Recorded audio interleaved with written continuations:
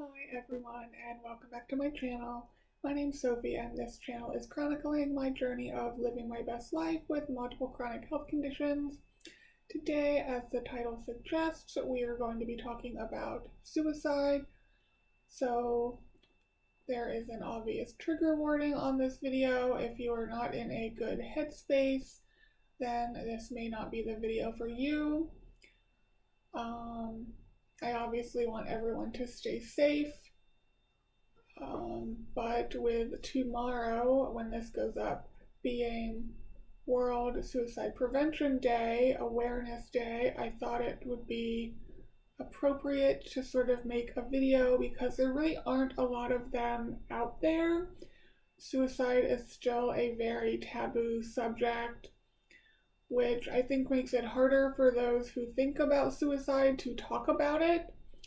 And then there's the obvious risk you run if you talk to a health professional about your suicidal thoughts of being hospitalized. So there's a lot of secrecy when it comes to suicidal ideation and thinking about suicide. And I guess I just want to help break that stigma. I have what's considered chronic suicidal ideation.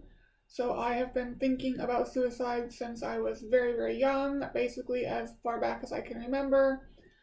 I haven't had any what I consider serious attempts.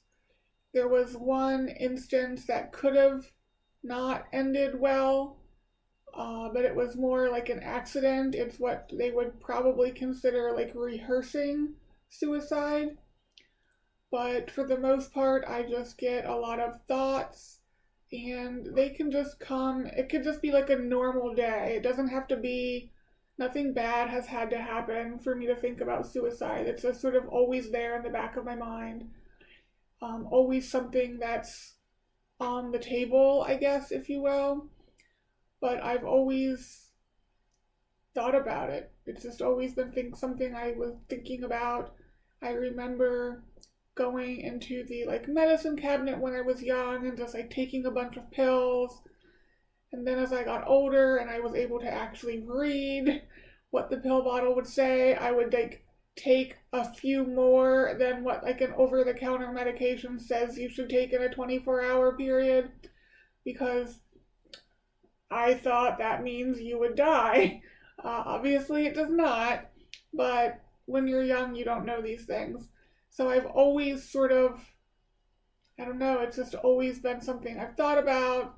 And it wasn't until I was probably around, I don't know, maybe 10 or so, maybe a little younger. I don't remember.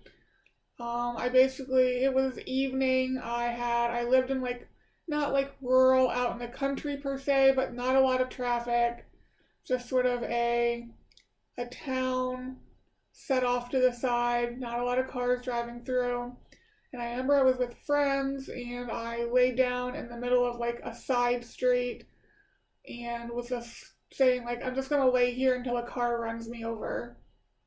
And that got back to my social worker somehow, and I was basically told don't say things like that, you're scaring people.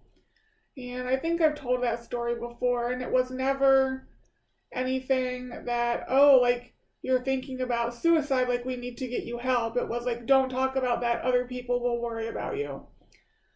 And just always having it in the back of my mind to begin with, and that thought just sort of being almost reinforced in a way oh, you really don't matter, it's the other people we're trying to protect. Recently, I've been thinking more about suicide. As I've talked about, it's just been hard couple months for various reasons, and doing some research as to why is this always an option for me? Why do I always go there? And I ran into this interesting theory about people with chronic suicidality. It's sort of being part of their implicit memory system from maybe when they were really, really young, not having their needs met or being abused or hurt in some way, and just it being like an automatic memory that they may not even remember depending on how old they were when these things happen. And it can just get like completely overwhelming, and you have no idea why you're having these thoughts because they might have been formed before you can remember them. You don't have memories of why you have them.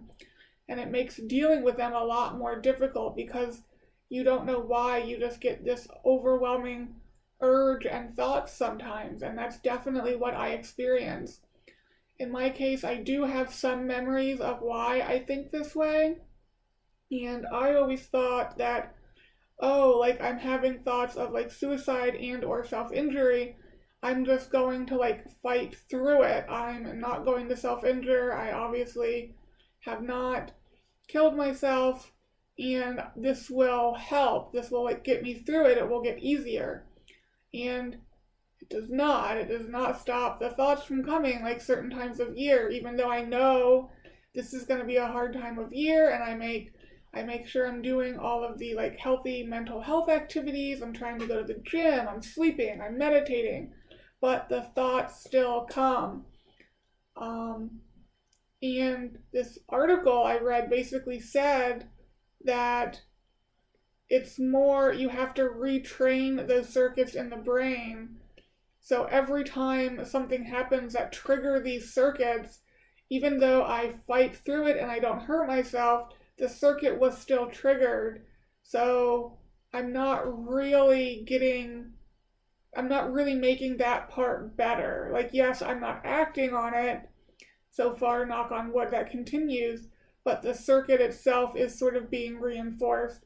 So I really do need to somehow stop getting those circuits triggered, which, considering that doctors will often trigger those circuits, I'm not sure how to go about doing that.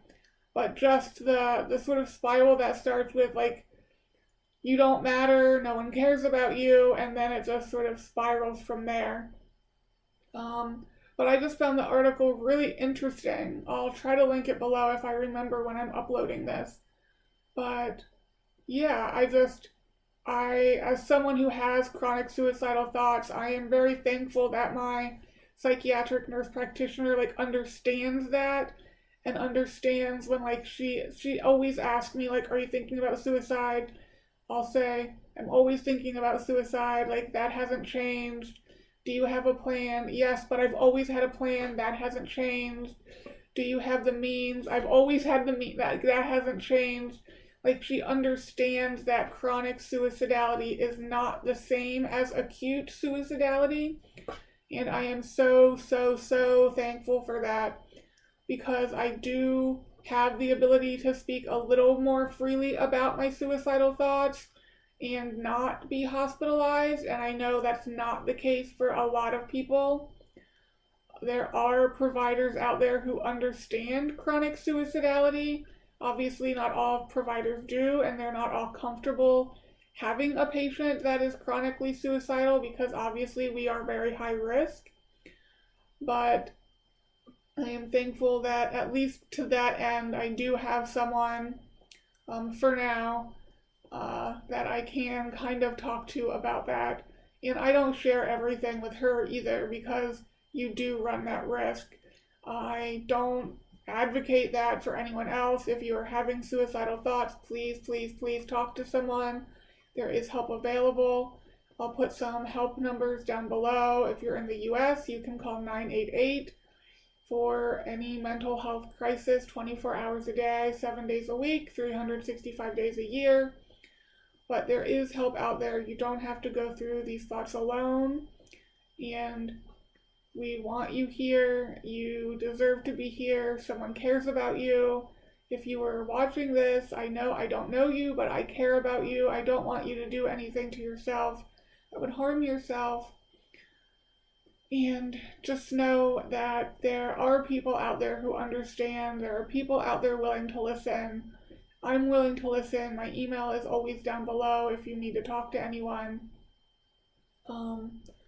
But yeah, just trying to bring some awareness on the day before Suicide Awareness Day. I hope if you're watching this helped you feel maybe not as alone as you did before. but it's not talked about, and that is slowly changing, but it's hard when you feel alone, that's for sure. Anyway, I hope whenever it is you guys are watching this, you are having a good day, and I will talk to you guys next time. Bye, guys.